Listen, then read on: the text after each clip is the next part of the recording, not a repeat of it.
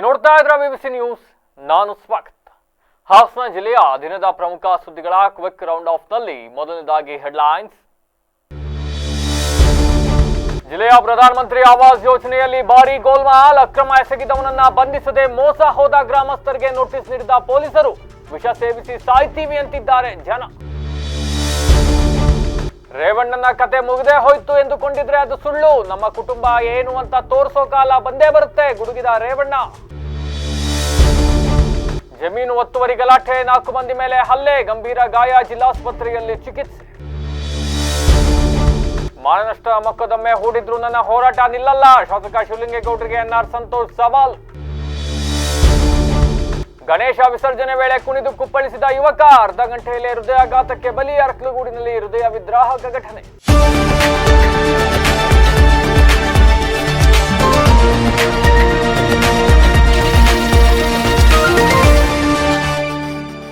ವಾರ್ತೆಗಳ ವಿವರ. 15 ವರ್ಷಗಳಿಂದ ಮನೆಯಿಲ್ಲದೆ ಜೋಪಡಿಗಳಲ್ಲಿ ಜೀವನ ಸಾಗಿಸ್ತಾ ಇದ್ದ ಬಡ ಕುಟುಂಬಗಳಿಗೆ ಕೊನೆಗೂ ಸರ್ಕಾರದಿಂದ ಮನೆ ಸಿಗುತ್ತೆ ಅಂತಕ್ಕಂಥ ಒಂದು ಸುದ್ದಿ ಬಂದಾಗ ಅವರಲ್ಲಿ ಇದ್ದಂತ ಹರ್ಷಕ್ಕೆ ಮಿತಿಯೇ ಇರಲಿಲ್ಲ. ನಮಗೂ ಕೂಡ ಒಂದು ಮನೆ ಸಿಗುತ್ತೆ, ಮಳೆ ಗಾಳಿ ಚಳಿ ತಟ್ಟದಂತೆ ಬದುಕಬಹುದು ಅಂತ ಖುಷಿಯಾಗಿದ್ರು. ಆದ್ರೆ ಆ ಸಂತೋಷ ಹೆಚ್ಚು ದಿನ ಉಳಿಲಿಲ್ಲ. ಮನೆ ಕಟ್ಸ್ಕೊಳ್ಳೋಕೆ ಸಹಾಯದ ಹಣ ಬಂದಿದೆ ಅಂತ ದಾಖಲೆಗಳನ್ನ ಪಡೆದು ಮೊದಲು ಕಂತಲ್ಲಿ ಒಂದು 30,000, ಎರಡನೇ ಕಂತಲ್ಲಿ 60,000 ದುಡ್ಡನ್ನು ಕೂಡ ಒಂದು ವ್ಯಕ್ತಿ ಹಾಕಿಸ್ಬಿಡ್ತಾನೆ ಅಕೌಂಟಿಗೆ. ಸರ್ಕಾರದಿಂದಲೇ ಹಣ ಬರುತ್ತೆ, ಅದರಲ್ಲಿ 8,000 ರೂಪಾಯಿ ಕಮಿಷನ್ ಇಸ್ಕೊಳ್ತಾನೆ.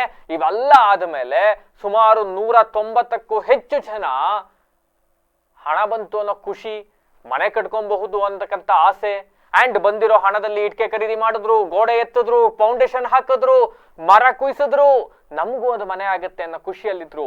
ಆದ್ರೆ ದಿಢೀರಂತ ಪೊಲೀಸರು ಒಂದು ನೋಟಿಸ್ ಕೊಟ್ಬಿಡ್ತಾರೆ. ನಿಮಗೆ ಏನು ಸರ್ಕಾರದಿಂದ ಹಣ ಬಂದಿದೆ 90,000, ಆ ಹಣವನ್ನ ವಾಪಸ್ ಕಟ್ಟಬೇಕು ಅಂತ ಹೇಳಿ ಪೊಲೀಸರು ನೋಟಿಸ್ ಕೊಡ್ತಾರೆ. ಗ್ರಾಮಸ್ಥರಿಗೆ ಆತಂಕ, ದಿಗಿಲು ಬಡ್ದಂಗ ಆಗೋಗ್ಬಿಡುತ್ತೆ. ದಶಕಗಳ ಕನಸು, 10-15 ವರ್ಷಗಳಿಂದ ಮನೆ ಇಲ್ಲ ಅಂತ ಕೊಟ್ಕೆಲ್ ಜೀವನ ಮಾಡ್ಕೊಂಡು, ಜೋಬ್ಡಿಗಳಲ್ಲಿ ಜೀವನ ಮಾಡ್ಕೊಂಡು, ಗುಡಿಸ್ಲಲ್ಲಿ ವಾಸ ಮಾಡ್ತಾ ಇದ್ದಿದ್ದ ಜನಕ್ಕೆ ಮನೆ ಸಿಗುತ್ತೆ ಅಂದಾಗ ಸಹಜವಾಗಿ ಸಂತೋಷವಾಗಿತ್ತು. ದುಡ್ಡು ಬಂದ್ಬಿಡ್ತು ಅಕೌಂಟಿಗೆ, ಇನ್ನೂ ಖುಷಿಯಾದ್ರು. ಆದ್ರೆ ಪೊಲೀಸರು ಇದೀಗ ದಿಢೀರಂತ ಸರ್ಕಾರದಿಂದ ಬಂದ ಹಣವನ್ನ ವಾಪಸ್ ಕಟ್ಟಿ ಅಂತ ಹೇಳ್ತಾ ಇದ್ದಾರೆ. ಯಾಕೆ, ಏನಿದು ಘಟನೆ, ಏನಾಗಿದೆ ಇಲ್ಲಿ? ಕಂಪ್ಲೀಟ್ ಡೀಟೇಲ್ಸ್ ಕೊಡ್ತಾ ಹೋಗ್ತೀನಿ. ಹಾಸನ ಜಿಲ್ಲೆಯ ಸಕಲೇಶಪುರ ತಾಲೂಕಿನಲ್ಲಿ ಗ್ರಾಮ ಪಂಚಾಯಿತಿಯ ನೋಡಲ್ ಅಧಿಕಾರಿಯಾಗಿದ್ದವರು ರಾಜೇಶ್ MK ಅಂತಕ್ಕಂಥ ಈತ ಎಷ್ಟು ಚಾಲಾಕಿ ಇದ್ದಾನೆ ಅಂತ ಅಂದ್ರೆ, ಸರ್ಕಾರದಿಂದ ಪ್ರಧಾನಮಂತ್ರಿ ಆವಾಸ್ ಯೋಜನೆ ಅಡಿಯಲ್ಲಿ ವಸತಿ ರಹಿತರಿಗೆ ಸೂರಿಲ್ಲದೆ ಯಾರೂ ಇರಬಾರ್ದು ಅಂತಕ್ಕಂಥ ಕಾರಣಕ್ಕೆ ಸರ್ಕಾರ ಬಹಳ ಒಂದು ಅತ್ಯುತ್ತಮವಾದ ಯೋಜನೆಯನ್ನ ತಂತು. ಮಧ್ಯಮ ವರ್ಗದವರು, ಬಡ ಕುಟುಂಬದವರು ಕೂಡ ಮನೆಯನ್ನ ಕಟ್ಕೊಬೇಕು ಅನ್ನೋ ಕಾರಣಕ್ಕೆ ಪ್ರಧಾನಮಂತ್ರಿ ಆವಾಸ್ ಯೋಜನೆ ಅಂತಕ್ಕಂಥದನ್ನ ಜಾರಿಗೆ ತರ್ತಾರೆ. ಈ ಮೂಲಕ ಅರ್ಹ ಫಲಾನುಭವಿಗಳನ್ನ ಕೇಂದ್ರ ಸರ್ಕಾರ ಆಯ್ಕೆ ಮಾಡಿ ಆ ಮೂಲಕ ಅವರಿಗೆ ಅನುದಾನವನ್ನು ಕೊಟ್ಟು ಅವರ ಮನೆ ಕಟ್ಕೊಳ್ಳೋದಕ್ಕೆ ನೆರವಾಗ್ತದೆ. ಆದ್ರೆ ಪ್ರಧಾನಮಂತ್ರಿ ಆವಾಸ್ ಯೋಜನೆ ಅಡಿಯಲ್ಲಿ ಬಂದಂತ ಹಣವನ್ನ ಅರ್ಹ ಫಲಾನುಭವಿಗಳಿಗೆ ಹಾಕದೆ ನೋಡಲ್ ಅಧಿಕಾರಿ ಆಗಿದ್ನಲ್ಲ ಇವನು, ಸಕಲೇಶಪುರದಲ್ಲಿ ನೋಡಲ್ ಅಧಿಕಾರಿ ಆಗಿದ್ದ. ಈತ ಏನ್ ಮಾಡ್ತಾನೆ, ಇದನ್ನ ಹಾಸನ ತಾಲೂಕಿನ ಕಟ್ಟಾಯ ಹೋಬಳಿಯ ಅಂಕಪುರ ಗ್ರಾಮದ ಜನರುಗಳ ಅಕೌಂಟಿಗೆ ಹಾಕ್ತಾನೆ. ಅಲ್ಲಿ ಹೋಗಿ ಜನರಿಗೆ ಯಾವುದೋ ಒಂದು ಫೇಕ್ ಡಾಕ್ಯುಮೆಂಟ್ ಅನ್ನ ತೋರಿಸಿ, ನೀವೆಲ್ಲರೂ ಕೂಡ ಫಲಾನುಭವಿಗಳಾಗಿದ್ದೀರಿ, ನಿಮಗೆ ಮನೆ ಕಟ್ಕೊಳ್ಳಕ್ ದುಡ್ಡು ಬರುತ್ತೆ ಅಂತ ಹೇಳ್ತಾನೆ. ಗ್ರಾಮಸ್ಥರು ಓರ್ವ ಅಧಿಕಾರಿ ಬಂದು ಡಾಕ್ಯುಮೆಂಟ್ ಒಂದನ್ನು ತೋರಿಸಿ ನಿಮ್ಗೆಲ್ಲ ಸರ್ಕಾರದಿಂದ ದುಡ್ಡು ಕೊಡ್ತೀವಿ ಅಂದಾಗ ಕ್ರಾಸ್ ವೆರಿಫೈ ಮಾಡ್ತಾರಾ? ಇಲ್ಲ, ಒಪ್ಕೊಳ್ತಾರೆ. ಅಂಡ್ ಈ ಸಂದರ್ಭದಲ್ಲಿ ಆತ ಹೇಳ್ತಾರೆ, ನಿಮಗೆ ದುಡ್ಡು ಬಂದಾಗ ನನಗೆ ಇಷ್ಟು ಕಮಿಷನ್ ಕೊಡಬೇಕು, 8,000 ರೂಪಾಯಿ. ದುಡ್ಡು ಬಂದ ಮೇಲಲ್ವಾ, ಬಂದ್ರೆ ಕೊಡೋಣ ಬಿಡು, 15 ವರ್ಷದಿಂದ ಮನೆ ನೆಲದಲ್ಲಿ ಜೀವನ ಮಾಡ್ತಾ ಇದ್ದೀವಿ, ಯಾರೋ ಒಬ್ಬ ಪುಣ್ಯಾತ್ಮ ಬಂದವನೇ, ಯಾರೋ ಒಬ್ಬ ದೇವ್ರು ಬಂದಂಗೆ ಬಂದಿದ್ದಾನೆ ನಮ್ಮ ದೃಷ್ಟಿಯಲ್ಲಿ, ಮನೆ ಕಟ್ಟಿಸ್ಕೊಡ್ತಾನೆ, 8,000 ತಾನೇ ಕೇಳ್ತಾ ಇದ್ದಾನೆ, 90,000 ಬರುತ್ತೆ, ಕೊಟ್ಟು ಬಿಡೋಣ ಬಿಡು. ರಾಜೇಶ್ ಹೇಳ್ದಂಗೆ ಆತ ಬರ್ತಾನೆ, ಮನೆಗಳನ್ನ ಚೆಕ್ ಮಾಡ್ತಾನೆ, ಫೋಟೋ ತಗೊಳ್ತಾನೆ, ಎಂತೆಂಥದ್ದು ಎಲ್ಲ ಡಾಕ್ಯುಮೆಂಟ್ ವೆರಿಫೈ ಮಾಡ್ಕೊಂಡು ಅವ್ರ ಅಕೌಂಟ್ ನಂಬರು, ಆಧಾರ್ ಕಾರ್ಡು, ಮತ್ತೊಂದು ಇನ್ನೊಂದು ಎಲ್ಲ ಇಸ್ಕೊಳ್ತಾನೆ. ಇಸ್ಕೊಂಡು ಒಂದೇ ತಿಂಗಳಿಗೆ ಅಕೌಂಟಿಗೆ 30,000 ರೂಪಾಯಿ ದುಡ್ಡು ಬರುತ್ತೆ. ರೈತರು ಖುಷಿ ಆದ್ರು. ಯಾರಿಗೋ ಒಂದಿಷ್ಟು ಜನಕ್ಕೆ ಅನುಮಾನ ಇತ್ತಲ್ಲ, ಅದು ಈಡೇರಿತು. ರಾಜೇಶಪ್ಪ ಮೋಸ ಮಾಡನಲ್ಲಪ್ಪ, ಹೇಳ್ದಂಗೆ 30,000 ಒಂದು ತಿಂಗಳಲ್ಲಿ ಬಂದಿದೆ. ನೋಡ್ತಿದ್ದಂಗೆ ಮತ್ತೊಂದು ತಿಂಗಳು ಮತ್ತೆ 60,000 ಬಂತು ಅಕೌಂಟಿಗೆ. ಖುಷಿ ಆದ್ರು ಗ್ರಾಮಸ್ಥರು, ಮನೆ ಕಟ್ಟಿಸ್ಕೊಳಕ್ ಮುಂದಾದ್ರು. ಜಲ್ಲಿ, ಇಟ್ಕೆ, ಸಿಮೆಂಟು, ಮರ, ಫೌಂಡೇಶನ್ ಹಾಕಕ್ಕೆ ಒಂದಿಷ್ಟು ಜನ ಎಲ್ಲ ರೆಡಿ ಆದ್ರು ಮನೆ ಕಟ್ಟಕ್ಕೆ. ಇದಾಗಿ ಜನ ಇನ್ನೇನ್ ಮನೆ ಕಟ್ಕೊಂಡು ಗುರುಪ್ರವೇಶ ಮಾಡಬೇಕು ಅಂತ ಕನಸು ಕಾಣೋ ಹೊತ್ತಿನಲ್ಲಾಗಲೇ ಪೊಲೀಸ್ ಠಾಣೆಯಿಂದ ನೋಟಿಸ್ ಬಂದ್ಬಿಡ್ತು. ಸಕಲೇಶಪುರ ವ್ಯಾಪ್ತಿಯಲ್ಲಿ ಪ್ರಧಾನ ಮಂತ್ರಿ ಆವಾಸ್ ಯೋಜನೆ ಅಡಿಯಲ್ಲಿ ಬಹಳ ಅಕ್ರಮ ನಡೆದಿದೆ ಅಂತ ಇಒ ಕಂಪ್ಲೇಂಟ್ ಕೊಟ್ಟಿದ್ದಾರೆ. ಹಂಗಾಗಿ ನಿಮ್ಮ ಖಾತೆಗಳಿಗೆ ಬಂದಿರತಕ್ಕಂತ ಹಣ ಅಕ್ರಮವಾಗಿ ವರ್ಗಾವಣೆ ಆಗಿದೆ. ಹೀಗಾಗಿ ಈ ಕೂಡಲೇ ನೋಟಿಸ್ ತಲುಪಿದ 2 ದಿನಗಳ ಒಳಗಾಗಿ ನೀವೆಲ್ಲ ಸ್ಟೇಷನ್ಗೆ ಬರಬೇಕು. ಸ್ಟೇಷನ್ಗೆ ಬರ್ದೋದ್ರೆ ನೀವು ಕೂಡ ಆರೋಪಿ ಅಂತ ನಾವು ಡಿಸೈಡ್ ಮಾಡ್ಬಿಡ್ತೀವಿ ಅಂದ್ರು. ಜನ ಗಾಬರಿ ಆಗೋದ್ರು. ಏನಾಗ್ತಾ ಇದೆಯಪ್ಪ, ಏನ್ ಹೇಳ್ತಾ ಇದಾರೆ ಪೊಲೀಸರು? ಗಾಬರಿ ಆಗಿ ಪೊಲೀಸ್ ಸ್ಟೇಷನ್ ಹತ್ರ ಕೊಡೋದ್ರು. ಪೊಲೀಸ್ ಸ್ಟೇಷನ್ಗೆ ಹೋದಾಗ ಪೊಲೀಸರು ಹೇಳ್ತಾರೆ, ನೋಡಿ ರಾಜೇಶ್ ಅಂತ 420 ನಿಮ್ನೆಲ್ಲ ಮೋಸ ಮಾಡಿ ನಿಮ್ಮ ಅಕೌಂಟಿಗೆ ಅಕ್ರಮವಾಗಿ ಹಣ ಹಾಕಿಸಿದ್ದಾನೆ. ಹಾಗಾಗಿ ನೀವೆಲ್ಲ ಮೋಸ ಹೋಗ್ಬಿಟ್ಟಿದ್ದೀರಿ. ನಿಮ್ಮ ಅಕೌಂಟಿಗೆ ಏನೇನು ದುಡ್ಡು ಬಂದಿದೆ ಅವೆಲ್ಲ ತಂದು ವಾಪಸ್ ಕೊಟ್ಬಿಡಿ ಅಂತ ಕೇಳಿದ್ರು. ಅಂಡ್ ಇಷ್ಟೇ ಅಲ್ಲ, ಇಷ್ಟಕ್ಕೆ ನಿಲ್ಲಿಲ್ಲ. ಯಾವ ಯಾವ ಅಕೌಂಟ್ಗಳಿಗೆ ಅಕ್ರಮವಾಗಿ ಹಣ ವರ್ಗಾವಣೆ ಆಗಿದೆಯೋ, ಸಕಲೇಶಪುರ ವ್ಯಾಪ್ತಿಯಲ್ಲಿ ಅರ್ಹ ಫಲಾನುಭವಿಗಳಿಗೆ ಬರಬೇಕಾದಂತ ಹಣವನ್ನ ಅಂಕಪುರ ಗ್ರಾಮದ ಗ್ರಾಮಸ್ಥರ ಅಕೌಂಟಿಗೆ ಹಾಕಿದಾರಲ್ಲ, ಆ ಅಕೌಂಟ್ಗಳೆಲ್ಲನೂ ಫ್ರೀಸ್ ಮಾಡಿಬಿಟ್ರು. ಯಾವುದೇ ಟ್ರಾನ್ಸಾಕ್ಷನ್ ಮಾಡಕ್ ಆಗದಂಗೆ ಅಕೌಂಟ್ಗಳನ್ನ ಫ್ರೀಸ್ ಮಾಡಿದ್ರು. ಇದರಿಂದ ಆಗಿದ್ದ ಸಮಸ್ಯೆ ಏನು? ಆ ಗ್ರಾಮಸ್ಥರು ಪ್ರತಿನಿತ್ಯ ಹಾಲಾಕ್ ಬರ್ತಾರೆ ಡೈರಿಗೆ. ಆ ಹಾಲಿನ ಡೈರಿಯಿಂದ ಬರ್ತಕ್ಕಂಥ ಹಣ ಇದೇ ಅಕೌಂಟಿಗೆ ಬರಬೇಕು. ಅಕೌಂಟ್ ಫ್ರೀಸ್ ಆಯ್ತು. ರಾಜ್ಯ ಸರ್ಕಾರ ಅಂತದ್ದು ಗೃಹಲಕ್ಷ್ಮಿ ಅಂತ ದುಡ್ಡು ಕೊಡುತ್ತೆ 2,000 ಮಹಿಳೆಯರಿಗೆ, ಅಕೌಂಟಿಗೆ ಬರಬೇಕು. ಅಕೌಂಟ್ ಫ್ರೀಸ್ ಮಾಡಾಕಿದ್ರು. ವೃದ್ಧಾಪ್ಯ ವೇತನ ಬರಬೇಕು ಹಿರಿಯರಿಗೆ, ಇದೇ ಅಕೌಂಟಿಗೆ ಬರಬೇಕು. ಫ್ರೀಸ್ ಮಾಡಾಕಿದ್ರು. ಅಕೌಂಟ್ ಅಲ್ಲಿ ದುಡ್ಡಿದ್ರು ಡ್ರಾ ಮಾಡ್ಕೊಂಡು ದಿನನಿತ್ಯದ ಕೆಲಸ ಮಾಡಕ್ಕಾಗದಿರೋ ಪರಿಸ್ಥಿತಿ. 108 ಕಮಿಟ್ಮೆಂಟ್ ತೀರಿಸ್ಕೊಬೇಕು ಅಂದ್ರೆ ಅಕೌಂಟ್ ಅಲ್ಲಿ ದುಡ್ಡಿದೆ, ದುಡ್ಡು ಡ್ರಾ ಮಾಡಕ್ಕಾಗ್ತಾ ಇಲ್ಲ. ಯಾಕೆ ಅಂದ್ರೆ ಅಕೌಂಟ್ ಅನ್ನ ಫ್ರೀಸ್ ಮಾಡ್ಬಿಟ್ಟಿದ್ದಾರೆ. ಇದು ಒಂದು ಪಾರ್ಟ್ ಆಯ್ತು. ನೀವು ಅಕೌಂಟ್ ನ ನಾಳೆ ಫ್ರೀಸ್ ಮಾಡ್ರೆ ತೆಗಿತೀರಿ ಮತ್ತೊಂದು. ಆದ್ರೆ ಸರ್ಕಾರದಿಂದ ಬಂದಿರತಕ್ಕಂತ ಹಣ ಅಂತ ಹೇಳಿ ರೈತರು, ಮುಗ್ಧರು, ಅಮಾಯಕರು ಮನೆ ಕಟ್ಟಿಸ್ಕೊಳಕ್ ಹೊರಟು ಸಾಮಾನುಗಳನ್ನ ತಗೊಂಬಂದು ಅಲ್ಲಿ ಇಟ್ಕೆ, ಮಣ್ಣು, ಜಲ್ಲಿ, ಕಲ್ಲು, ಮರಳು, ಮರ, ಗೀರ ಎಲ್ಲಾನು ಫೌಂಡೇಶನ್ ಹಾಕೊಂಡು ಕಾಯ್ತಾ ಕೂತವ್ರಲ್ಲ, ಖರ್ಚು ಮಾಡ್ಕೊಂಡಿದ್ದಾರಲ್ಲ ದುಡ್ಡನ್ನ. ಈಗ ಬಂದು ದುಡ್ಡು ಕಟ್ಟು ಅಂದ್ರೆ ಎಲ್ರಿ ತಂದು ಕೊಡ್ತಾರೆ ದುಡ್ಡನ್ನ? ಹೆಂಗ್ ತಂದು ಕೊಡ್ತಾರೆ ದುಡ್ಡನ್ನ? ಯಾರು ತಲೆ ಹೊಡೆದು ತಂದು ಕೊಡ್ತಾರೆ ದುಡ್ಡನ್ನ? ಯಾವನು ಈಡಿಯಟ್ ಇವೆಲ್ಲನು ಮೋಸ ಮಾಡಿ ಅಮಾಯಕ ರೈತರನ್ನ ಬಲಿಪಶು ಮಾಡಿದ್ದಾನೆ ಅವನು ರಾಜಾರೋಷವಾಗಿ ತಿರ್ಗಾಡ್ತಾವನೆ. ಇವತ್ತವರೆಗೂ ರಾಜೇಶ್ ಅಂತಕ್ಕಂಥವನ್ನ ಅರೆಸ್ಟ್ ಮಾಡಕ್ಕಾಗಿಲ್ಲ ನಿಮ್ ಕೈಲಿ. ಇವತ್ತವರೆಗೂ ರಾಜೇಶ್ ಅನ್ನ ಅರೆಸ್ಟ್ ಆಗಿಲ್ಲ. ದ ಪರ್ಸನ್ ಒನ್ ಹೂ ಜನರ ಮುಗ್ಧತೆಯನ್ನ ಬಂಡವಾಳ ಮಾಡಿಕೊಂಡು, ರೈತರ ಮುಗ್ಧತೆಯನ್ನೇ ಬಂಡವಾಳ ಮಾಡ್ಕೊಂಡು, ಲಾಗಿನ್ ಐಡಿಗಳೆಲ್ಲನೂ ಕೂಡ ದುರುಪಯೋಗ ಪಡಿಸ್ಕೊಂಡು ರೈತರಿಗೆ ಅನ್ಯಾಯ ಮಾಡಿಬಿಟ್ಟು 8,000 ರೂಪಾಯಿ ಕಮಿಷನ್ ತಗೊಂಡಿದ್ದಾನೆ. ಸುಮಾರು 15 ಲಕ್ಷದ ಮೇಲಾಯ್ತು. ಅವನು ಮನೆ ಮೇಲೆ ಮನೆ ಕಟ್ಟಿಸ್ಕೊಳ್ತಾನೆ. ಇವನ್ ಸಕಲೇಶಪುರದಲ್ಲಿ ತಾಲೂಕ್ ನೋಡಲ್ ಅಧಿಕಾರಿ ಆಗಿದ್ದಂತೆ. ಇವನ್ ಇಷ್ಟೆಲ್ಲ ಮೋಸ ಮಾಡೋದ್ ನೋಡಿ ಖುಷಿಯಾಗಿ ಚೆನ್ನಾಗಿ ದುಡ್ಡು ಹೊಡಿತೀಯಪ್ಪ, ನಮಗೂ ಕಮಿಷನ್ ಚೆನ್ನಾಗಿ ತಂದು ಕೊಡ್ತೀಯ ಅಂತೇಳಿ ಇವನ್ನ ಹಾಸನ ಜಿಲ್ಲಾ ನೋಡಲ್ ಅಧಿಕಾರಿಯಾಗಿ ಪ್ರಮೋಷನ್ ಕೊಟ್ಟವ್ರೆ. ಪ್ರಭಾರಿಯಾಗಿ ಜಿಲ್ಲಾ ನೋಡಲ್ ಕಮಿಟಿಲಿ ಕೆಲಸ ಮಾಡ್ತಾವನಂತ ಇವನು ನಿರ್ದೇಶಕರಾಗಿ. ಯಾರ್ಗೆ ಅಕ್ರಮ ಮಾಡಿದಾನೆ ಕರ್ಕೊಂಡೋಗಿ ಜೈಲಿಗೆ ಹಟ್ಟುಬಿಟ್ಟು ಕಟ್ಟು ನೀನು ಯಾರ್ಯಾರಿಗೆ ದುಡ್ಡು ಯಾರ್ಯಾರ ವಸೂಲಿ ಮಾಡಿದ್ಯಾ, ಎಲ್ಲೆಲ್ಲಿ ಅಕ್ರಮವಾಗಿ ವರ್ಗಾವಣೆ ಮಾಡಿದ್ಯಾ, ಕೋಟಿ ಮನೆ ಕಟ್ಟಿದ್ಯಲ್ಲ, ಎಲ್ಲಿ ಕೋಟಿ ಮನೆ, ಡೂಪ್ಲೆಕ್ಸ್ ಹೌಸ್, ಎಲ್ಲಿಂದ ಬಂತು ದುಡ್ಡು, ಕಕ್ಕು ದುಡ್ಡನ್ನ ಅಂತ ಅವನ್ ಕೂರಿಸ್ಕೊಳ್ಳೋದ್ಬಿಟ್ಟು ಜೈಲಿಗೆ. ಪಾಪ ಈ ಮುಗ್ಧ ರೈತರನ್ನ ಕರ್ಕ ಬಂದ್ಬಿಟ್ಟು ಅವ್ರ ಅಕೌಂಟ್ ಎಲ್ಲಾನು ಫೀಸ್ ಮಾಡ್ಬಿಟ್ಟು ನೀನ್ ಏನೇನ್ ದುಡ್ಡು ಬಂದಿದೆ ವಾಪಸ್ ಕಟ್ಟು ಅಂತ ಅಂದ್ರೆ ಯಾವ್ದ್ರಿ ಇದು ನಡೆ? ಇದು ಪೊಲೀಸರ ನಡೆಯೋ, ಜಿಲ್ಲಾಡಳಿತದ ನಡೆಯೋ, ಸರ್ಕಾರದ ನಡೆಯೋ? I don't know. ರಾಜ್ಯ ಸರ್ಕಾರ ಈ ಬಗ್ಗೆ ಎಚ್ಚೆತ್ಕೋಬೇಕು. ಕೇಂದ್ರ ಸರ್ಕಾರ ಈ ಬಗ್ಗೆ ಎಚ್ಚೆತ್ಕೊಬೇಕು. ಅವನಿಗೆ ಗಲ್ಲಿಗೆ ಹಾಕ್ತಿರೋ, ಜೀವಾವಧಿ ಶಿಕ್ಷೆ ಕೊಡ್ತಿರೋ, ಏನ್ ಮಾಡ್ತಿರೋ ಮಾಡ್ಕೊಳ್ಳಿ. ಅವ್ನು ತಪ್ಪು ಮಾಡ್ರನ್ ಯಾವನ್ ರಾಜೇಶ್ ಅವನಿಗೆ. ಅದನ್ನ ಹೊರತುಪಡಿಸಿ ನೀವು ರೈತರು ದುಡ್ಡು ಕೊಟ್ಟುಬಿಟ್ಟು ಈಗ ಕಿತ್ಕೊಳಕ್ ಬಂದ್ಬಿಟ್ರೆ ಹೆಂಗ್ರಿ ಆಗುತ್ತದು? ಏನು ಇಲ್ದಿರೋ ಬಡವರ ಅಕೌಂಟಿಗೆ ದುಡ್ಡು ಹಾಕ್ಬಿಟ್ಟು ಸರ್ಕಾರದಿಂದ ರಾಜೇಶನ್ ಪರ್ಸನಲ್ ಅಕೌಂಟಿಂದ ಬಂದಿದೆ ದುಡ್ಡು, ಜಿಲ್ಲಾ ಪಂಚಾಯತಿಯಿಂದ ಬಂದಿದೆ. ಯಾರು ಹಾಕಿದ್ದು, ಓಕೆ ಮಾಡಿದವ್ರು ಯಾರು, ಅಪ್ರೂವಲ್ ಮಾಡಿದವ್ರು ಯಾರು, ಪ್ರೂಫ್ ನೋಡಿದವ್ರು ಯಾರು, ಎಲ್ಲರನ್ನು ಕರ್ಕೊಂಡ್ಬನ್ನಿ, ರೋಡಿಗೆ ಕರ್ಕೊಂಡ್ಬಂದು ಜೈಲಲ್ಲಿ ಕೂರಿಸಿ. ಯಾರ್ಯಾರು ಅಧಿಕಾರಿಗಳಿದ್ದಾರೆ, ದೊಡ್ಡ ಮಟ್ಟದ ಅಧಿಕಾರಿಗಳಿಂದ ಚಿಕ್ಕ ಮಟ್ಟದ ಅಧಿಕಾರಿವರೆಗೂ. ಅದನ್ನ ಬಿಟ್ಟು ಅಮಾಯಕ ರೈತರು ದುಡ್ಡು ಕೊಟ್ಟರಂತೆ ಸರ್ಕಾರದಿಂದ ಮನೆ ಕಟ್ಟಕ್ಕೆ ತಗಲಿ ಅಂತ ದುಡ್ಡು ಕೊಟ್ಟುಬಿಟ್ಟು ಅಕೌಂಟಿಗೆ ಹಾಕೋವರೆಗೂ ಕತ್ತೆ ಮೇಯಿಸ್ತಾ ಇದ್ರು ನೀವೆಲ್ಲ ಸಂಬಂಧಪಟ್ಟವರು. ಫಲಾನುಭವಿಗಳ ಯಾರ್ದೋ ಅಕೌಂಟಿಗೆ ದುಡ್ಡು ಹೋಗಿದೆ ಅಂತ ಅಂದ್ರೆ ಅದನ್ನ ಕಂಡಿಡಿಯೋ ಯೋಗ್ಯತೆ ಇಲ್ಲದೆ ಇರ್ತಕ್ಕಂಥ ಅಧಿಕಾರಿಗಳು ಆ ರೈತರು ದುಡ್ಡನ್ನು ಯೂಸ್ ಮಾಡ್ಕೊಂಡು ಮನೆ ಕಟ್ಟಕ್ಕೆ ಕೊಟ್ಟು ಫೌಂಡೇಶನ್ ಹಾಕೊಂಡು ನಮ್ದೇ ಒಂದು ಸೂರಾಯ್ತು ಅಂತ ಕನಸು ಕಟ್ಕೊಂಡು ಕನಸು ಕಾಣ್ತಾ ಇರ್ತ ಒತ್ತಲ್ಲಿ ಬಂದ್ಬಿಟ್ಟು ದುಡ್ಡು ವಾಪಸ್ ಕಟ್ಟು ಅಂತ ನೋಟಿಸ್ ಕೊಟ್ರೆ ನೀವು ಹೆಂಗ್ರಿ ತಂದು ಕೊಡ್ತಾರೆ ದುಡ್ಡನ್ನ? ಎಲ್ಲಿಂದ ತಂದು ಕೊಡ್ತಾರೆ ದುಡ್ಡನ್ನ? ಆ್ಯಂಡ್ ಈ ರೈತರ ತಪ್ಪೇನಿಲ್ಲಿ? ಈ ರೈತರು ಮಾಡಿರ್ತಕ್ಕಂಥ ಅನ್ಯಾಯ ಏನೋ, ಅವ್ರ ತಪ್ಪೇನು? ಹೆಂಗ್ರಿ ಹೊಣೆ ಮಾಡ್ತೀರಿ ನೀವು ರೈತನ? ಎಲ್ಲಿ ತಂದ್ಕೊಡಿ, ಹೆಂಗ್ ತಂದು ಕೊಡ್ತಾರೆ ದುಡ್ಡನ್ನ? ಸರ್ಕಾರ ಈ ಬಗ್ಗೆ ಗಮನ ಹರಿಸ್ಬೇಕು. ಎಸ್, ಆ ರೈತ ಮಹಿಳೆಯರು, ಆ ಗ್ರಾಮದ ಪುರುಷರು, ವೃದ್ಧರು ಇವರೆಲ್ಲ ಮಾತಾಡ್ತಾ ಇದ್ದಾರೆ ನೋಡಿ. ಅವ್ರ ಅಳಲನ್ನ ಕೇಳಿಯಾದರೂ ಸರ್ಕಾರ, ರಾಜ್ಯ ಸರ್ಕಾರ ಮಾಡ್ತಿರೋ, ಕೇಂದ್ರ ಸರ್ಕಾರ ಮಾಡ್ತಿರೋ, ಜಿಲ್ಲಾ ಪಂಚಾಯತಿಯಲ್ಲಿ ಇರೋರು ಮಾಡ್ತಿರೋ, ಜಿಲ್ಲಾಡಳಿತ ಮಾಡ್ತಿರೋ, ಉತ್ತರ ಕೊಡಿ ಅವ್ರಗಳಿಗೆ. ಅವರೇ ಮನೆಗೆ ಮನೆ ಹತ್ರ ಬಂದ್ಬಿಟ್ಟು ನಿಮಗೆ VPS ಮನೆ ಆಗಿದೆ ಅಂತ ಹೇಳಿದರು. ನಿಮ್ಮದು ಆಧಾರ ಕಾರ್ಡು ಮತ್ತು ಬ್ಯಾಂಕ್ ಪಾಸ್ಬುಕ್ ಜೆರಾಕ್ಸ್ ಕೊಡಿ ಅಂದರು. ನಾವು ಕೊಟ್ಟ ಒಂದು ತಿಂಗಳಿಗೆ 30,000 ರೂಪಾಯಿ ಹಾಕಿದ್ರು. 30,000 ರೂಪಾಯಿಲಿ 8,000 ರೂಪಾಯಿ ಅವ್ರು ಇಸ್ಕೊಂಡ್ರು. ಮತ್ತು ಇನ್ನೊಂದು ತಿಂಗಳು ಬಿಟ್ಟರೆ ಬಂತು. 30,000ದಾಗ 8,000 ರೂಪಾಯಿ ಅವ್ರು ಇಸ್ಕೊಂಡೋದ್ರು. ಮತ್ತು ಇನ್ನೊಂದು ತಿಂಗಳು ಬಿಟ್ಟು ಮತ್ತೆ 60,000 ರೂಪಾಯಿ ಹಾಕಿದ್ರು.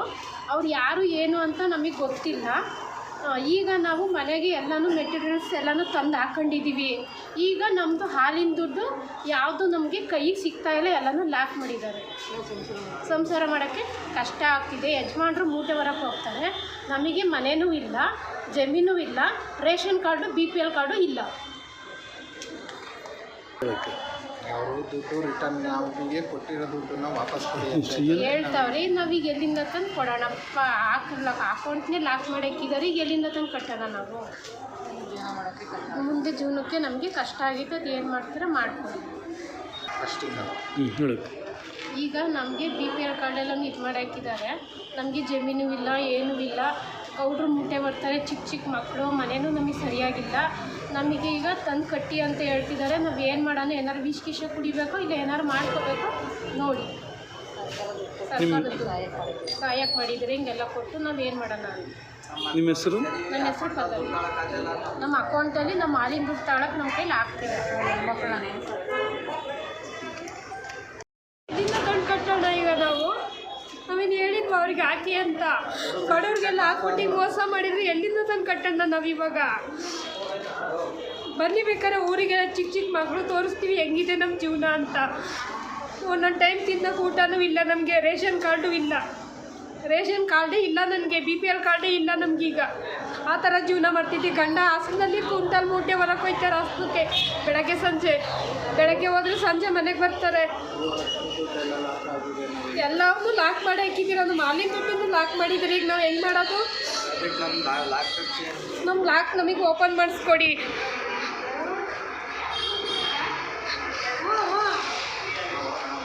ಈ ಥರ ಮಾಡಿದ್ರೆ ಹೆಂಡ್ರ ಮಕ್ಕಳೆಲ್ಲ ನೇಣಾಕ ಸಾಯ್ಬೇಕಾಗುತ್ತೆ.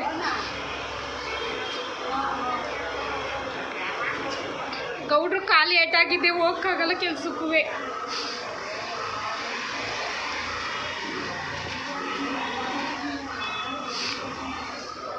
ಅವರೇ ಮನೆ ಹತ್ರ ಬಂದ್ಬಿಟ್ಟು ನಿಮಗೆ VPS ಮನೆ ಆಗಿದೆ ಅಂತ ಹೇಳಿದರು. ನಿಮ್ಮದು ಆಧಾರ ಕಾರ್ಡು ಮತ್ತು ಬ್ಯಾಂಕ್ ಪಾಸ್ಬುಕ್ ಜೆರಾಕ್ಸ್ ಕೊಡಿ ಅಂದರು. ನಾವು ಕೊಟ್ಟ ಒಂದು ತಿಂಗಳಿಗೆ 30,000 ರೂಪಾಯಿ ಹಾಕಿದ್ರು.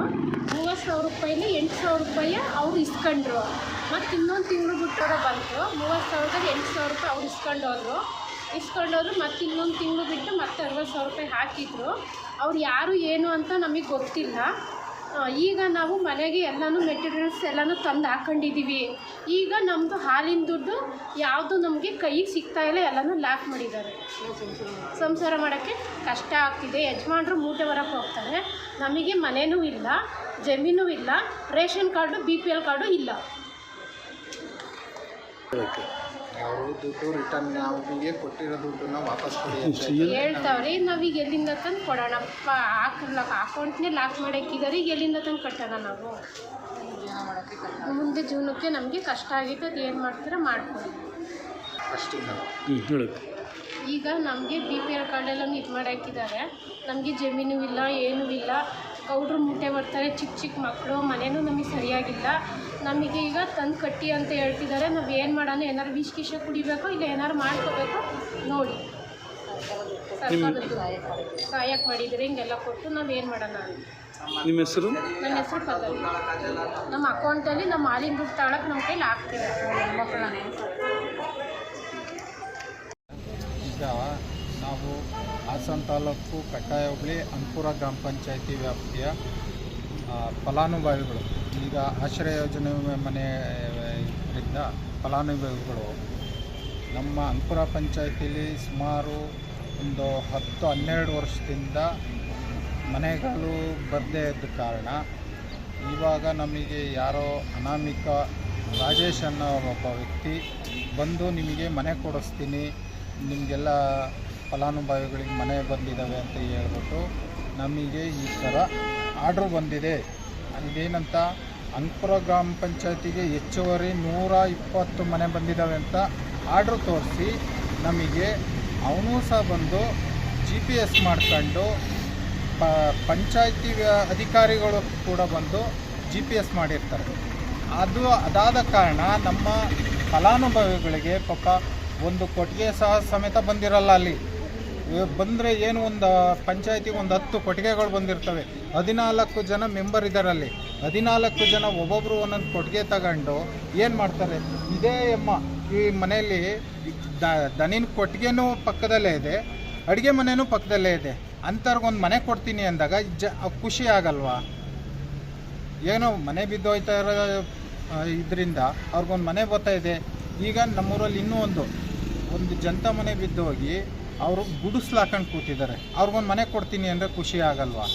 ಅವ್ರಿಗೇನೋ ಒಂಥರ ಖುಷಿಯಾಗಿ ಈ ಥರ ಬಂದಂಥ ವ್ಯಕ್ತಿನ ನಂಬಿಕೊಂಡು ಅವನಿಗೆ ಮನೆ ಕೊಡ್ತೀನಿ ಅಂದ ತಕ್ಷಣ ಎಲ್ಲರೂ ಫಲಾನುಭವಿಗಳು ನಮ್ಮಲ್ಲಿರೋಂಥ ಡಾಕ್ಯುಮೆಂಟ್ಸ್ ಏನೇನಿದೆ, Aadhaar card, ration card, voter ID, photo, ಇದನ್ನೆಲ್ಲ ಕೊಟ್ಟು GPS ಮಾಡಿಸ್ಕೊಂಡು ಮನೆ ಕೊಡ್ತೀನಿ ಅಂದ್ಬಿಟ್ಟು ನಮಗೆ ಫ್ರಾಡ್ ಮಾಡಿದ್ದಾನೆ ಅಂತ ನಮಗೆ ಗೊತ್ತಿಲ್ಲ.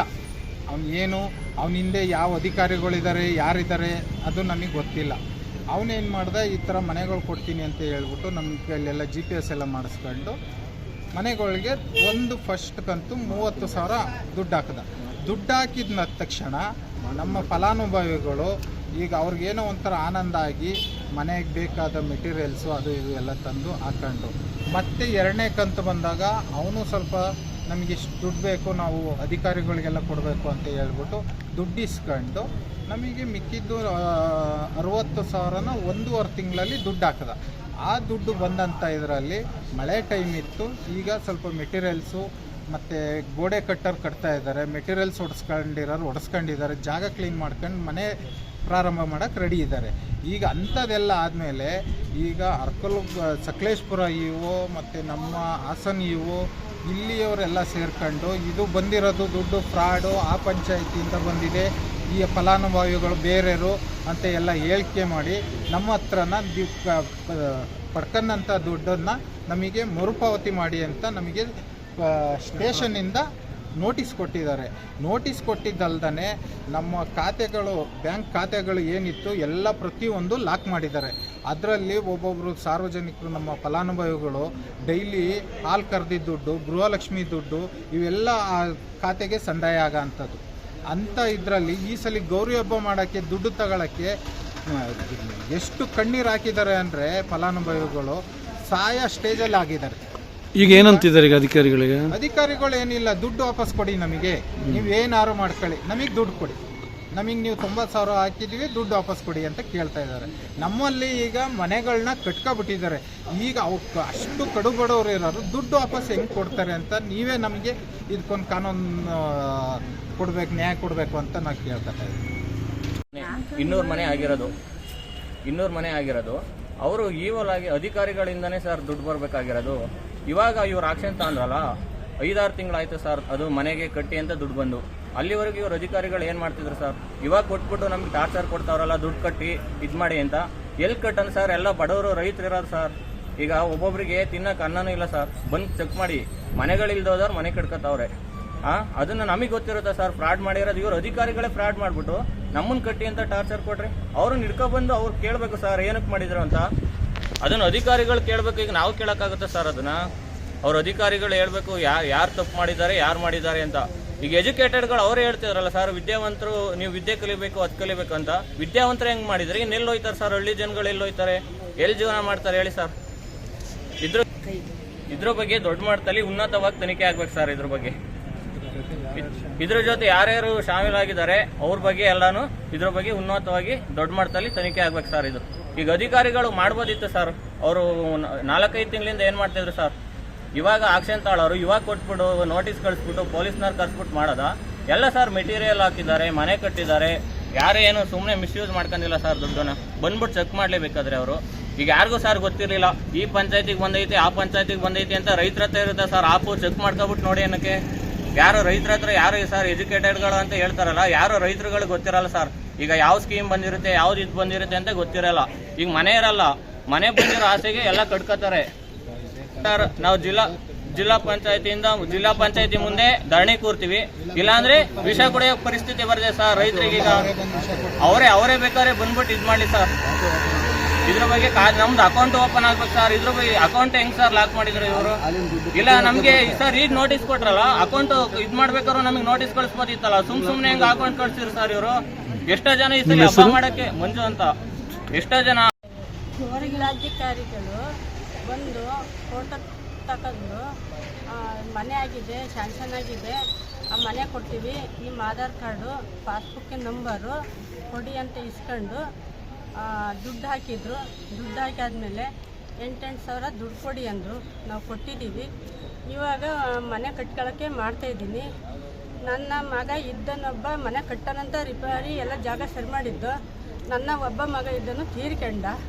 ಅದಕ್ಕೆ ಮನೆ ಕಟ್ಟಬೇಡಿ ಅಂತ ಹೇಳಿದರು. 3 ತಿಂಗಳು ಕಳೆದ ಮೇಲೆ ಮನೆ ಕಟ್ಟಿ ಅಂದರು. ಅದಕ್ಕೆ ಮನೆ ಕಟ್ಟೋದಕ್ಕೆ ನಾವು ಜಾಗ ರೆಡಿ ಮಾಡ್ಕೊಂಡು ಇಟ್ಟಿಗೆ ಹೊಡಿಸ್ಕೊಂಡು ಈಗ ಏನಂತವ್ರೆ? ಈಗ ದುಡ್ಡು ಕಟ್ಟಿ ಅಂತ ಇದ್ದಾರೆ. ನಾನು ಎಲ್ಲಿಂದ ತಂದು ಕಟ್ಟಲಿ? ಮಗನ್ನ ಕಳ್ಕೊಂಡು ನಾನು ಎಲ್ಲಿಂದ ತಂದು ಕಟ್ಟಲಿ? ಇರೋದೊಂದು ಹೊಡಿಸ್ಕೊಂಡಿದ್ವಲ್ಲ, ಅದನ್ನು ಮನೆ ಮಾಡ್ತೀನಿ. ನಿಮ್ಮ ಹೆಸರು? ನನ್ನ ಹೆಸರು ದೇವಮ್ಮ. ಎಸ್, ಈತ 2024 ಯಾವುದೋ ಒಂದು ಫೇಕ್ ಡಾಕ್ಯುಮೆಂಟ್ ಇಟ್ಕೊಂಡು ಹೋಗ್ತಾನೆ. ಹಾಸನ ಜಿಲ್ಲೆ ಹಾಸನ ತಾಲೂಕಿನ ಕಟ್ಟಾಯ ಹೋಬಳಿಯ ಅಂಕಪುರ ಗ್ರಾಮ ಪಂಚಾಯಿತಿ ವ್ಯಾಪ್ತಿಯಲ್ಲಿ ಹೆಚ್ಚುವರಿಯಾಗಿ 190 ಮನೆಗಳನ್ನ ಕಟ್ಕೊಳ್ಳಕ್ಕೆ ಯಾವುದೋ ಬಸವ ವಸತಿ ಯೋಜನೆ, ಡಾಕ್ಟರ್ BR ಅಂಬೇಡ್ಕರ್ ನಿವಾಸ್ ಯೋಜನೆ ಅಡಿಯಲ್ಲಿ ಅಪ್ರೂವಲ್ ಸಿಕ್ಬಿಟ್ಟಿದೆ, ಮನೆ ಕಟ್ಕೊಡ್ತೀನಿ ಅಂತ. ರೈತರು ಒಪ್ಕೊಂಡ್ರು, ದುಡ್ಡು ಕೊಟ್ರು. 8 ಸಾವಿರ ರೂಪಾಯಿ ಬಂದಿರೋ ದುಡ್ಡಲ್ಲಿ ಈಗ 8 ಸಾವಿರನ ಸೇರ್ಸ್ ಕಟ್ಟಿ ಅಂತ ಕೂತವ್ರು ಪೊಲೀಸರು. ಎಲ್ಲಿ ತಂದು ಕಟ್ತಾರೆ ಜನ? ಹೆಂಗ್ ತಂದು ಕಟ್ತಾರೆ ಜನ? ತಪ್ಪೇ ಇಲ್ಲದ ಮುಗ್ಧರು. ಸರ್ಕಾರದಿಂದ ಜಿಲ್ಲಾ ಪಂಚಾಯತಿಯಿಂದ ಬಂದಿರೋ ಹಣ ಅದು. ಹಾಗಾಗಿ ನೀವು ಇವರೇ ಹೋಗಿ ಏನಾದ್ರೂ ಅಕ್ರಮವಾಗಿ ಮಾಡಿಸ್ಕೊ ಬಂದಿದ್ರೆ ಗ್ರಾಮಸ್ಥರು ಕಟ್ಸೋ ದುಡ್ಡ ಅಂತ ಹೇಳ್ಬೋದಾಗಿತ್ತು. ಅವರ ಪಾತ್ರವೇ ಇಲ್ಲ. ಅವರಿಗೆ ನಾವು ಈ ತರ ಟ್ರ್ಯಾಪಿಗೆ ಒಳಗಾಗಿದ್ದೀವಿ, ಅಕ್ರಮ ಹಣ ವರ್ಗಾವಣೆ ಆಗಿದೆ ನಮ್ಮ ಅಕೌಂಟಿಗೆ ಅಂತ ಗೊತ್ತೇ ಇಲ್ಲ. ನೀವೇ ನೇಮಿಸಿದ ಅಧಿಕಾರಿ ಬರ್ತಾನೆ, ನಿಮ್ಮ ಅಕೌಂಟಿಗೆ ದುಡ್ಡು ಹಾಕ್ತೀವಿ ಅಂತಾನೆ, ದುಡ್ಡು ಹಾಕಿದಾನೆ. ತಪ್ಪು ಆ ಗ್ರಾಮಸ್ಥರದಲ್ಲ, ಅಮಾಯಕರದಲ್ಲ. ತಪ್ಪು ಈಗ ಮಾಡ್ತಿರೋದು ನೀವು. ಒಂದು ಮೋಸ ಮಾಡಿರೋ ಅವನ್ನ ರಸ್ತೆಲಿ ಓಡಾಡಕ್ ಬಿಟ್ಟಿರೋದು, ಅರೆಸ್ಟ್ ಮಾಡಕ್ ಯೋಗ್ಯತೆ ಇಲ್ದಲೆ ಇವತ್ತವರೆಗೂ ಆರಾಮಾಗಿ ಓಡಾಡ್ಕೊಂಡು ಇರ್ತಕ್ಕಂಥದ್ದು ಒಂದು ಅವನ್ ತಪ್ಪು. ಎರಡನೇದು ವ್ಯವಸ್ಥೆ ತಪ್ಪು. ಒಬ್ಬ ನೋಡಲ್ ಅಧಿಕಾರಿ ಆ್ಯಂಡ್ ನಿಮ್ಗೆಲ್ಲ ಗೊತ್ತಿರಲಿ, ಇವನು ಗೌರ್ಮೆಂಟ್ ಎಂಪ್ಲಾಯಿಯೇ ಅಲ್ಲ. ರಾಜೇಶ್ ಅಂತಕ್ಕಂಥವನು ಟೆಂಡರ್ ಬೇಸಿಸ್ ಮೇಲೆ ಅದ್ರಲ್ಲ ಕೆಲಸ ಮಾಡ್ತಾ ಇರೋನು, ಗೌರ್ಮೆಂಟ್ ಎಂಪ್ಲಾಯಿ ಅಲ್ಲ ಇವನು. ಇವನು ಮಾಡಿರೋ ಅಕ್ರಮಕ್ಕೆ ಯಾರ್ಯಾರು ಸಾಥ್ ಕೊಟ್ರಿ? PDOಗಳು ಹೆಂಗ್ ಓಕೆ ಮಾಡಿದ್ರಿ? EOಗಳು ಹೆಂಗ್ ಓಕೆ ಮಾಡಿದ್ರಿ? ಜಿಲ್ಲಾ ಪಂಚಾಯತಿನ ಹೆಂಗ್ ಓಕೆ ಆಯ್ತು? ಇಷ್ಟು ಈಸಿನಾ? ಯಾರೋ ಒಬ್ಬ ಫಲಾನುಭವಿ ದುಡ್ಡನ್ನ ಯಾರ್ದೋ ಅಕೌಂಟಿಗೆ ಟ್ರಾನ್ಸ್ಫರ್ ಮಾಡೋದು ಇಷ್ಟೊಂದು ಸುಲಭನ ಕಲ್ತೆ? ಹಾಗಿದ್ರೆ ನಮ್ಮ ವ್ಯವಸ್ಥೆ ಇಷ್ಟೊಂದು ಲೂಪ್ ಹೋಲಲ್ಲಿ ಇದೆಯಾ? ಹಾಗಿದ್ರೆ ಜಿಲ್ಲೆಯಲ್ಲಿ ಅಧಿಕಾರಿಗಳು, ಮೇಲ್ಮಟ್ಟದ ಅಧಿಕಾರಿಗಳು ಕಣ್ಮುಚ್ಕೊಂಡು ಕೂತಿದ್ದೀರಾ?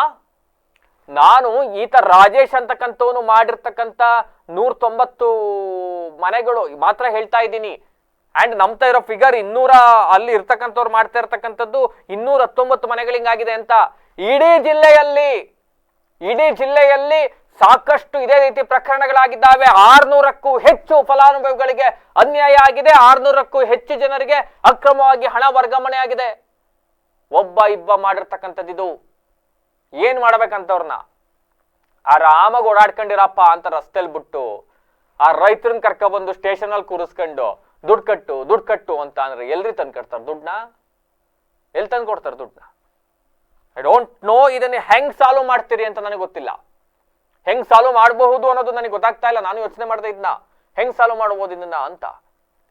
ಬಟ್ ವಿಶೇಷ ಪ್ರಕರಣ ಅಂತ ಪರಿಗಣಿಸ್ಬೇಕು ರಾಜ್ಯ ಸರ್ಕಾರ. ಜಿಲ್ಲಾಡಳಿತದ ಜೊತೆ ಮೀಟಿಂಗ್ ಮಾಡ್ತಿರೋ, ಹೆಂಗ್ ಸರಿ ಮಾಡಬಹುದು ಇದನ್ನ ಅಂತಕ್ಕಂಥ ನಿಟ್ಟಿನಲ್ಲಿ ಯೋಚನೆ ಮಾಡ್ಬೇಕಷ್ಟೇ. ಆಪ್ಷನ್ ಬೇರೆ ಇನ್ನೇನು ಆಪ್ಷನ್ ಇಲ್ಲ ಇಲ್ಲಿ.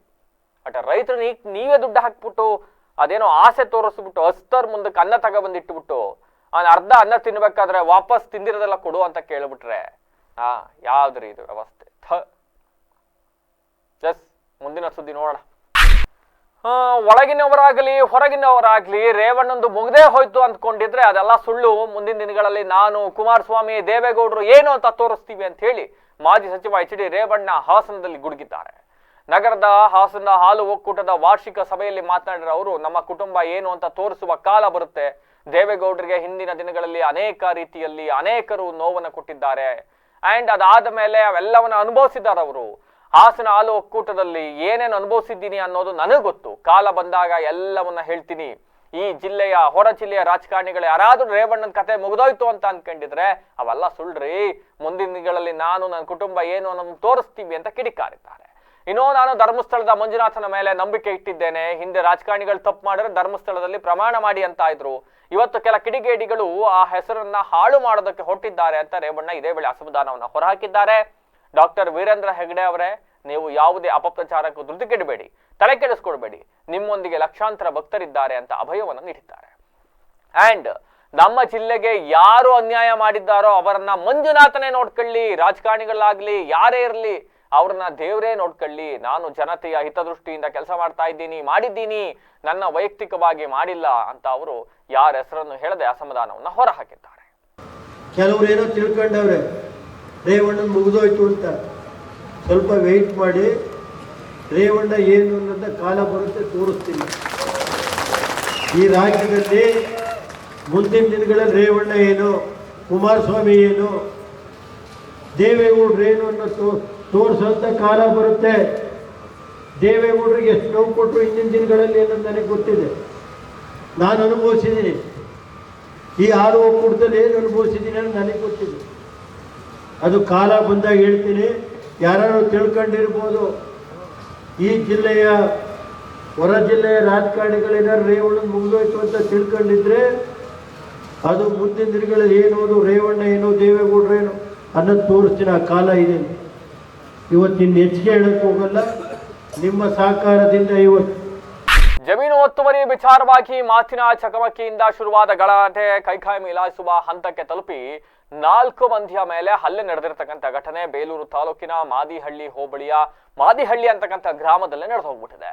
ಮಾದಿಹಳ್ಳಿ ಗ್ರಾಮದ ಕುಮಾರಿ, ರವಿ, ಸುಶೀಲಮ್ಮ, ಜೀವನ್ ಹಲ್ಲೆಗೊಳಗಾದ ವ್ಯಕ್ತಿಗಳು 4 ಜನ ಗಾಯಾಳುಗಳು ಸದ್ಯ ಜಿಲ್ಲಾಸ್ಪತ್ರೆಯಲ್ಲಿ ಚಿಕಿತ್ಸೆಯನ್ನು ಪಡಿತಾ ಇದ್ದಾರೆ.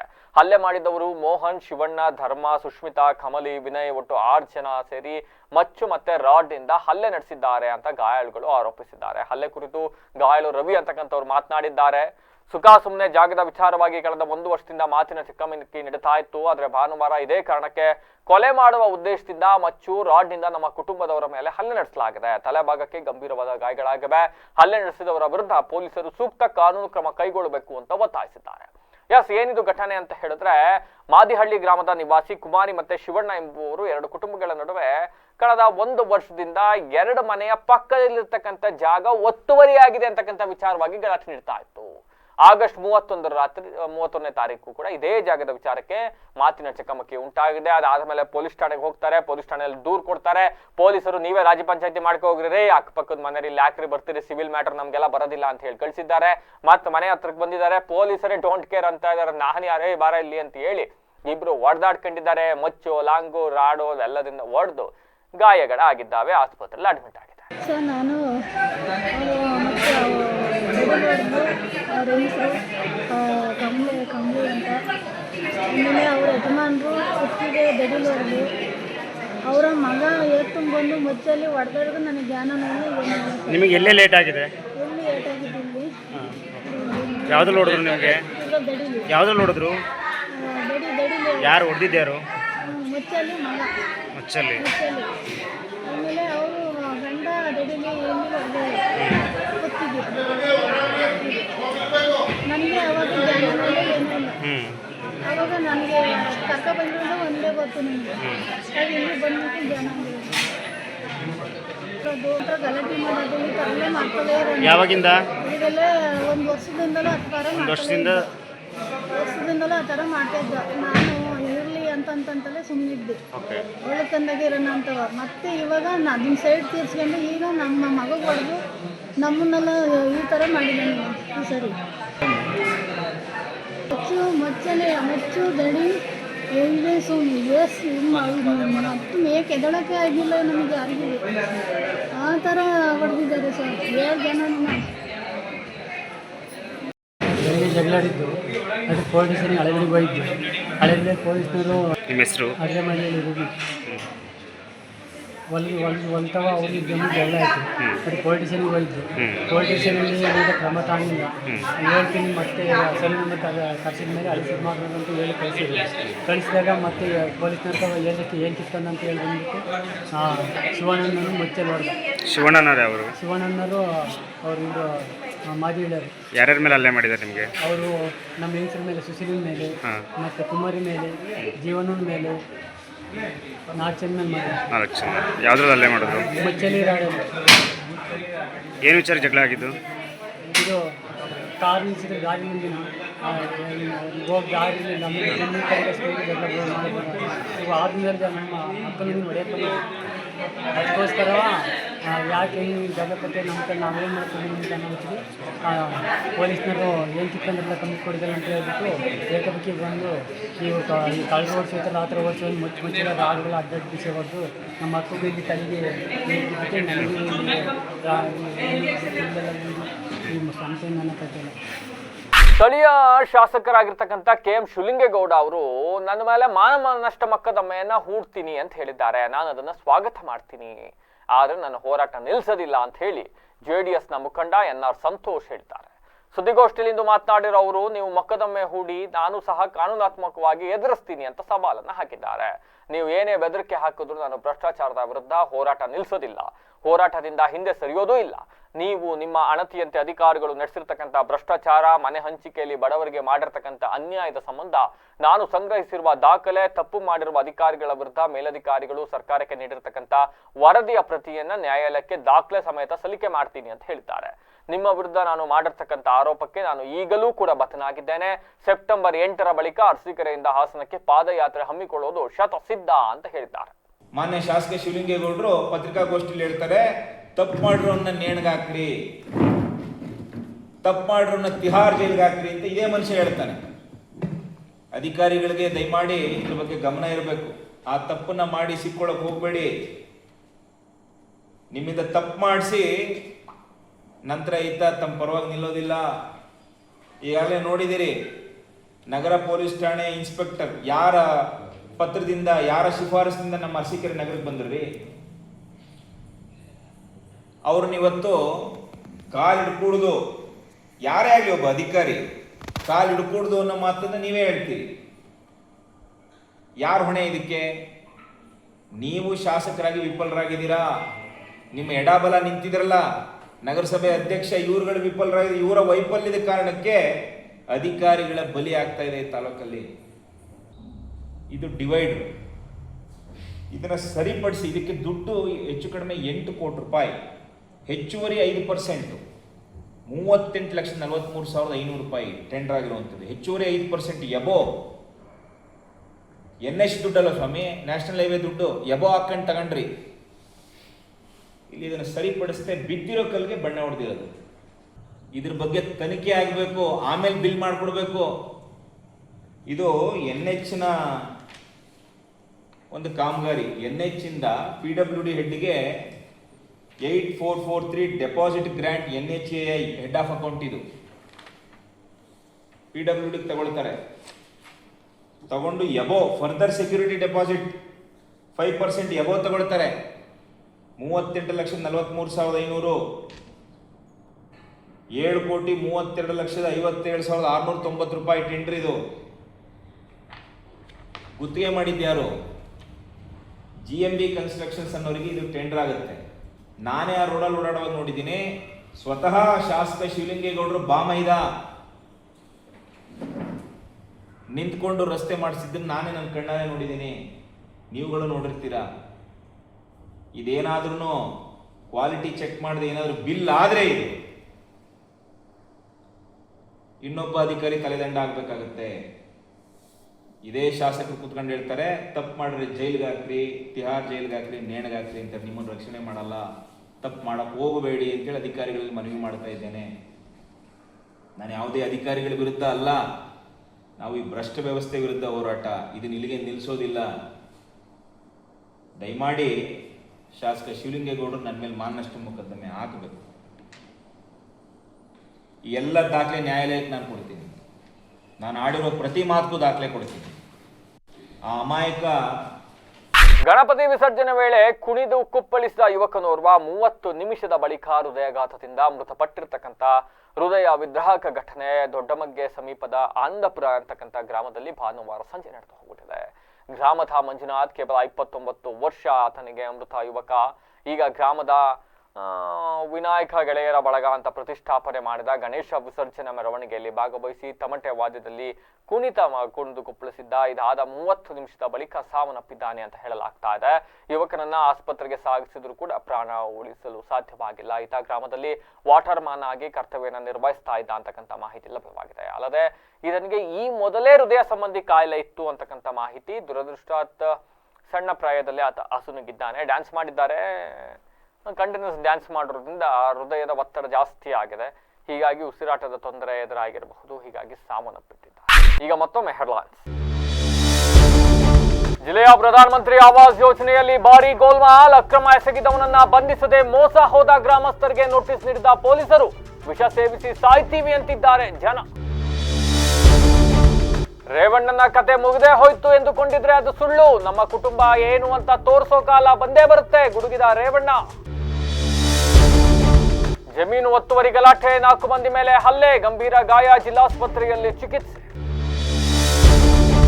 ಮಾನನಷ್ಟ ಮೊಕದ್ದಮೆ ಹೂಡಿದ್ರು ನನ್ನ ಹೋರಾಟ ನಿಲ್ಲಲ್ಲ. ಶಾಸಕ ಶಿವಲಿಂಗೇಗೌಡರಿಗೆ NR ಸಂತೋಷ್ ಸವಾಲ್.